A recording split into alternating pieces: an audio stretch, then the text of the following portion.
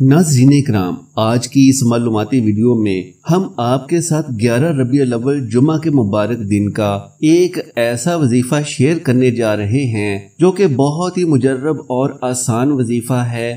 جان لیجئے کہ یہ وظیفہ صرف وہی کر سکتا ہے کہ جسے اللہ نے توفیق دی ہو۔ بڑے بڑے ولی اللہ یہ وظیفہ کرتے ہیں۔ یقین جانیے کہ اس وظیفے کی برکت سے اللہ تبارک و تعالیٰ کی رحمت آپ پر بارش کی طرح برسے گی انشاءاللہ۔ یہ وظیفہ دولت کے حوالے سے صدیوں سے آزمودہ وظیفہ ہے۔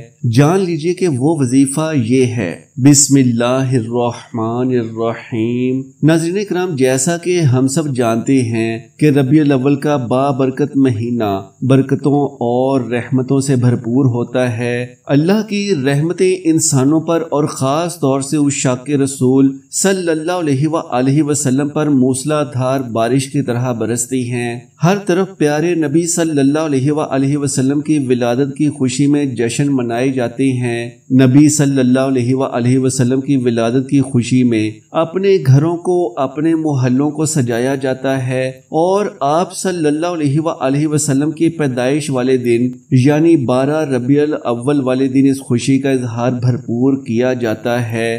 آپ صلی اللہ علیہ وآلہ وسلم ہم سب مسلمانوں کے لیے رحمت بن کر آئے۔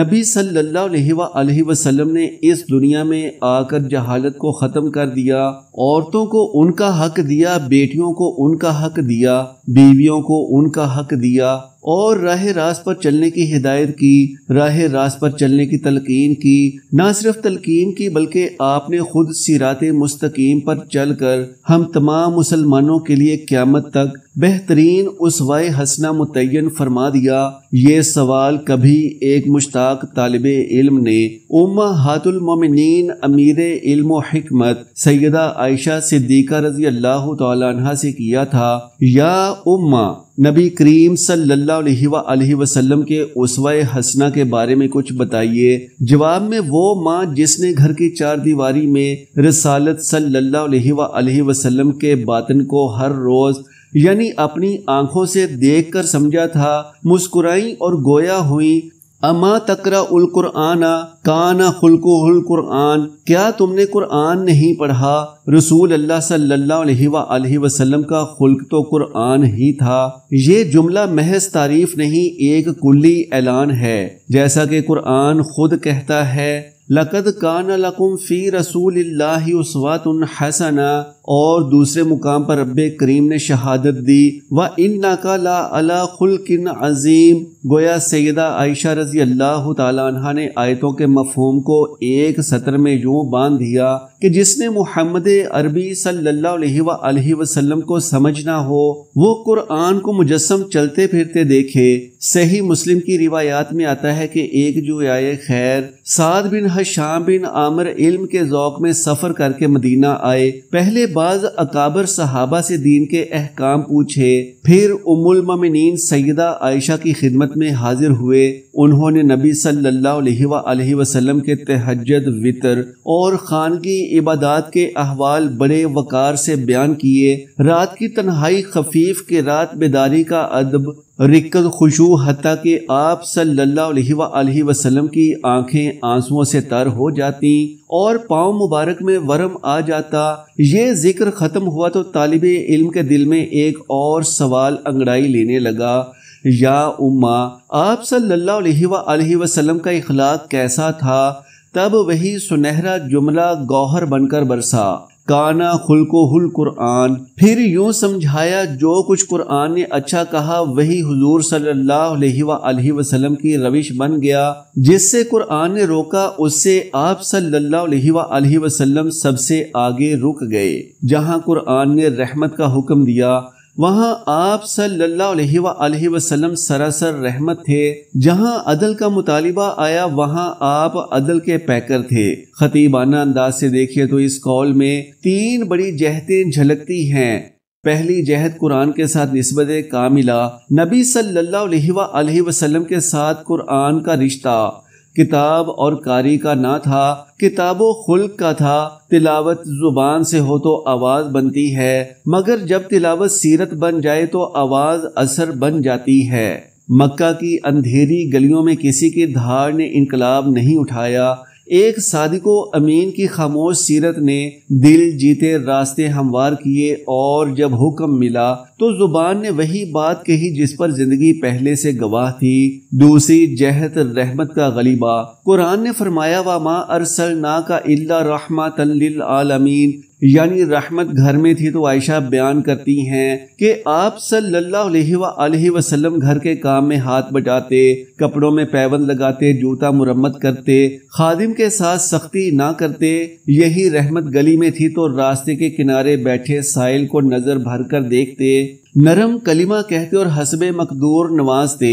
یہی رحمت معاشرے میں تھی تو یتیم کو سہارا، بیوہ کے آنسو پوچھنا، قریب کا حق پہچاننا، یہ سب قرآن کی آیات تھیں جو آپ صلی اللہ علیہ وآلہ وسلم کے چلنے پھرنے میں زندہ تھیں۔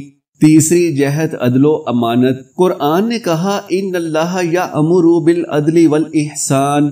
بی بی عائشہ کی گواہی میں یہ عدل گھر کی تقسیم، وقت سے بازار کی ناپ تول تک، ریاست کے فیصلوں سے دشمنوں کے حقوق تک پھیلا ہوا دکھائی دیتا ہے۔ فتح مکہ کے دن جو عفو عام ہوا وہ آیت کی عملی تفسیر تھی، ادفعوا باللتی ہی احسن، اور جب حدود قائم ہوئی تو یہ بھی قرآن ہی تھا جو قانون بن کر بول رہا تھا کہ وَلَا تَأْخُذُكُمْ بِهِمَا رَأْفَةٌ فِي دِينِ اللَّهِ، یعنی رحم اپنی جگہ، قانون اپنی جگہ، دونوں کے وزن میں توازن محمد صلی اللہ علیہ وآلہ وسلم کا اعجاز ہے۔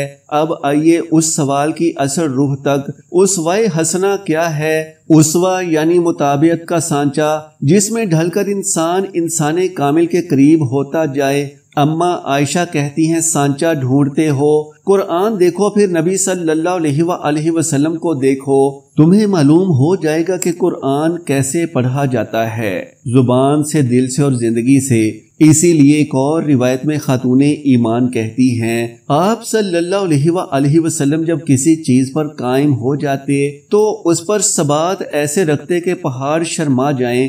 یہ ثبات قرآن کے باب عمل کی تفسیر ہے، والذین هم علی صلاتہم یحافظون والذین هم للرکعات فاعلون والکاظمین الغیظ والعافین عن الناس۔ یہ آیتیں صحیفے میں لکھی تھیں، حضور صلی اللہ علیہ وآلہ وسلم نے انہیں اپنے اندر لکھ لیا۔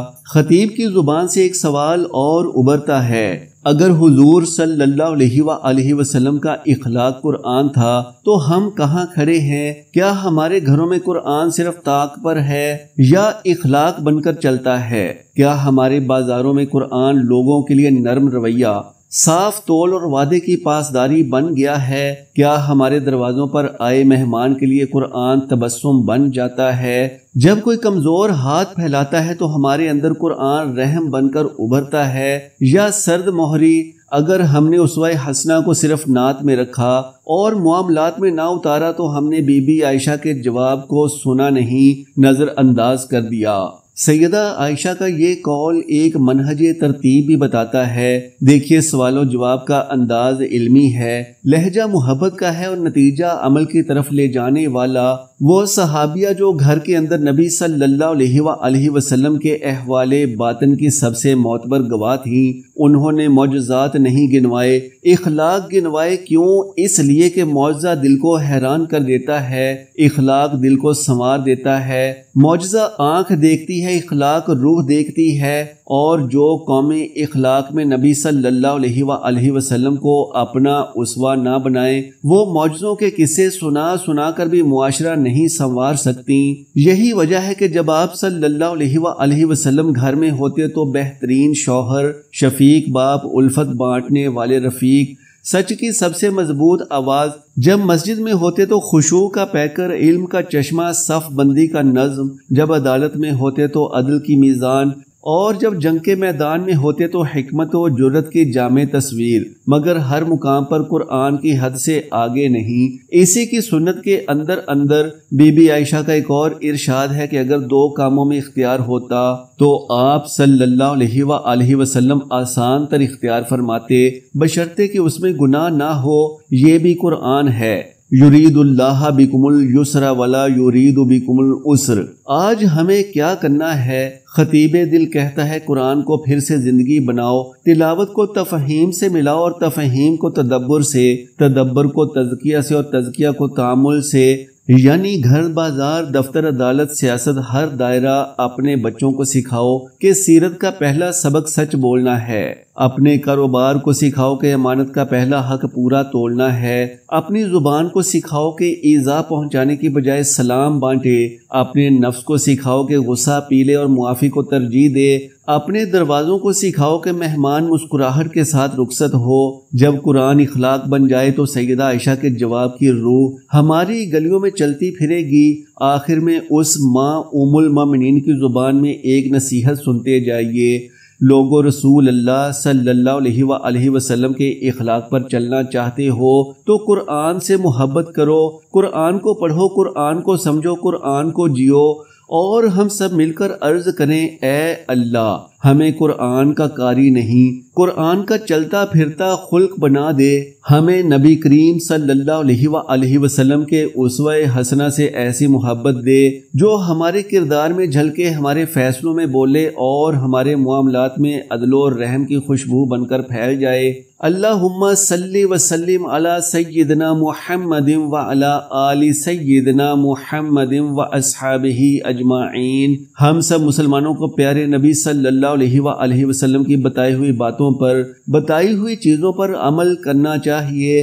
आप सल्लल्लाहु अलैहि वसल्लम की सुन्नतों को अपनाना चाहिए। अल्लाह तबारक व तआला और उसके प्यारे रसूल हजरत मोहम्मद सल्लल्लाहु अलैहि वसल्लम की खुशनुदी हासिल करनी चाहिए। तो आज का जो बाबरकत अमल हम आपके साथ शेयर करने जा रहे हैं, ये 11 रबीउल अव्वल बरोज जुमा के दिन का बहुत ही खास तरीन अमल है, बहुत ही मुजर्रब अमल है। जो शख्स भी इस अमल को, इस वजीफे को 11 रबीउल अव्वल बरोज जुमा के दिन करेगा तो अल्लाह तबारक व तआला उस शख्स की तकदीर उसी वक्त बदल देगा।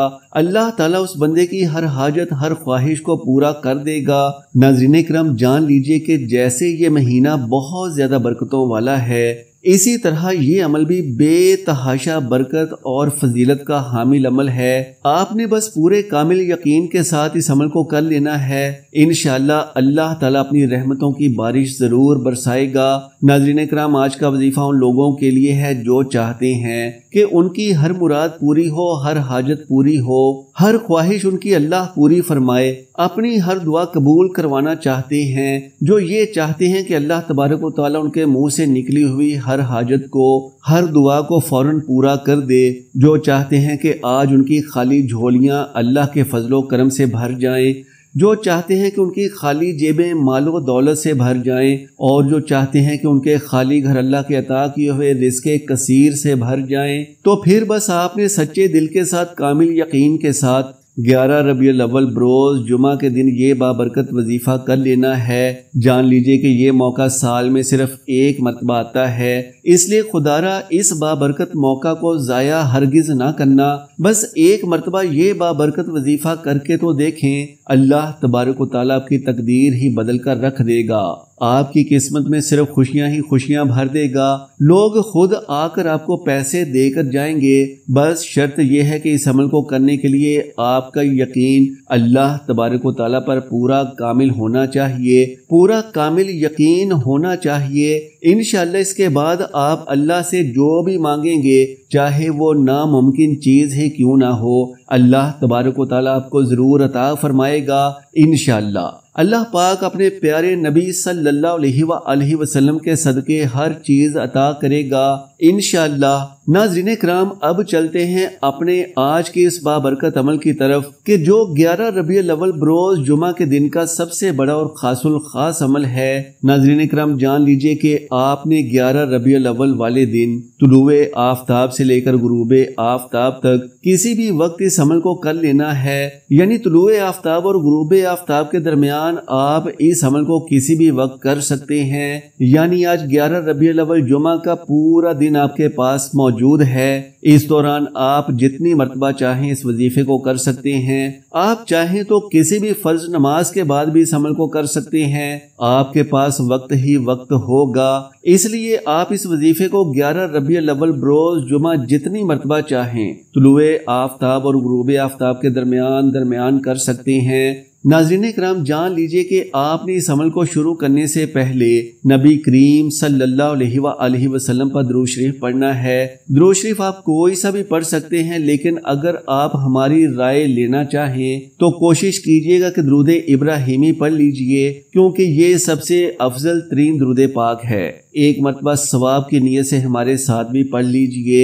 بسم اللہ الرحمن الرحیم، اللہم صلی علی محمد وعلی آل محمد کما صلیت علی ابراہیم وعلی آل ابراہیم انک حمید مجید، اللہم بارک علی محمد وعلی آل محمد کما بارکت علی ابراہیم وعلی آل ابراہیم انک حمید مجید۔ جان لیجئے کہ آپ نے 11 مرتبہ شروع میں درود پاک پڑھ لینا ہے۔ اس کے بعد آپ نے اللہ تبارک و تعالیٰ کا یہ بابرکت اسم مبارک پڑھنا ہے۔ جان لیجئے کہ یہ اسم مبارک اللہ تبارک و تعالیٰ کے بڑے ہی برکت والے اسم ہیں۔ اب یہ کون سے نام ہیں اور انہیں کیسے پڑھنا ہے، توجہ سے سمجھ لیجئے۔ جان لیجئے کہ اللہ کے وہ بابرکت اسم اعظم یہ ہیں: یا حیو یا قیوم یا اللہ یا رحمان یا رحیم۔ جان لیجئے کہ آپ نے اللہ تبارک و تعالیٰ کے ان 5 ناموں کو اکٹھا کر کے پڑھنا ہے، جیسا کہ میں نے آپ کو پڑھ کر سنائے، اور جب آپ ان 5 ناموں کو اکٹھا پڑھیں گے تو یہ ایک بار ہو جائے گا۔ پھر دوبارہ سے 5 ناموں کو اکٹھا پڑھیں، یا حیو یا قیوم یا اللہ یا رحمان یا رحیم، تو 2 بار ہو جائے گا۔ پھر سے پڑھیں یا حیو یا قیوم یا اللہ یا رحمان یا رحیم، تو یہ 3 بار ہو گیا۔ بس اسی طرح سے آپ نے ان بابرکت ناموں کو کل 313 مرتبہ پڑھنا ہے۔ جان لیجئے کہ آپ نے اللہ تبارک و تعالیٰ کے ان بابرکت ناموں کو اپنے ہاتھ کی انگلیوں پر یا پھر تسبیح کے دانوں پر گن کر 313 مرتبہ پڑھ لینا ہے۔ اس کے بعد آپ نے آخر میں پھر 11 مرتبہ درود ابراہیمی پڑھنا ہے۔ جس طرح آپ نے شروع میں پڑھا تھا اس طرح آپ کا یہ بابرکت عمل مکمل ہو جائے گا۔ جان لیجئے کہ 11 ربیع الاول جمعہ کے مبارک دن کا سب سے خاص الخاص عمل ہے۔ آپ نے اس عمل کو 11 ربیع الاول جمعہ کے مبارک دن لازمی کر لینا ہے۔ جو لوگ یہ کہتے ہیں کہ ان کے پاس مال و دولت نہیں ہے، تنگ دستی ہی تنگ دستی ہے، ہر طرف رزق کی کمی ہی کمی ہے، کاروبار میں برکت نہیں ہے، پیسے میں برکت نہیں ہے، تو بس پھر ایسے لوگ آج 11 ربیع الاول جمعہ کے مبارک دن یہ بابرکت وظیفہ لازمی کر لیں۔ انشاءاللہ اس وظیفے کی برکت سے اللہ تبارک و تعالیٰ اتنی دولت عطا فرمائے گا کہ آپ دیکھ کر حیران رہ جائیں گے۔ اللہ تبارک و تعالیٰ آپ کی جھولیاں بھر دے گا، آپ کے رزق میں مال میں بے تحاشا برکت ہی برکت ہوگی۔ اللہ تعالیٰ آپ پر بھی اور آپ کے گھر والوں پر بھی اپنی بے تحاشا برکتیں اور رحمتیں نازل فرمائے گا۔ یاد رہے کہ یہ عمل بڑے بڑے ولی اللہ کرتے ہیں، اور آپ اس دنیا میں کہیں بھی موجود ہیں، کسی بھی ملک میں اور کسی بھی علاقے میں موجود ہیں، آج 11 ربیع الاول یوم الجمعہ کا یہ عمل آپ نے لازمی کر لینا ہے۔ ناظرین کرام، یہاں پر آپ کو ایک اور بات بھی بتاتے چلیں کہ اس عمل کو مرد حضرات بھی کر سکتے ہیں اور عورتیں بھی اس عمل کو گھر میں کر سکتی ہیں، اور جن عورتوں کے مخصوص ایام ہیں وہ بھی اس بابرکت عمل کو کر سکتی ہیں۔ یعنی آج 11 ربیع الاول جمعہ کے دن عورتیں اپنے خاص ایام کے باوجود بھی اس بابرکت عمل کو کر سکتی ہیں۔ جب آپ اس وظیفے کو اس عمل کو کر لیں تو آپ نے بارگاہ الہی میں ہاتھ اٹھا کر دعا کرنی ہے۔ انشاءاللہ آپ جس بھی مقصد کے لیے اس عمل کو کر رہے ہیں، جس بھی حاجت کے لیے، اپنی جس بھی خواہش کے لیے اس عمل کو کر رہے ہیں، اللہ تعالیٰ اسے ضرور پورا فرمائے گا۔ آپ کی ہر طرح کی مشکلات، پریشانیاں اور بیماریوں کو بھی جڑ سے ختم کر دے گا، اور آپ پر اپنی بے تحاشا برکتیں اور رحمتیں نازل فرمائے گا۔ اللہ تبارک و تعالیٰ سے دعا ہے کہ نیکی کی بات کو سننے، سمجھنے اور اس پر عمل کرنے کی طاقت و توفیق مرحمت فرمائے، میرا سنانا اور آپ کا سننا قبول و منظور فرمائے، آمین یا رب العالمین۔ ناظرین کرام، آخر میں آپ سے درخواست ہے کہ میری آج کی اس معلوماتی ویڈیو کو لائک اور شیئر کر دیجئے، اور ہمارے اسلامی و اصلاحی چینل کو سبسکرائب کر لیجئے۔ جزاک اللہ خیرن کثیرا۔ اللہ ہم سب کا حامی و ناصر ہو۔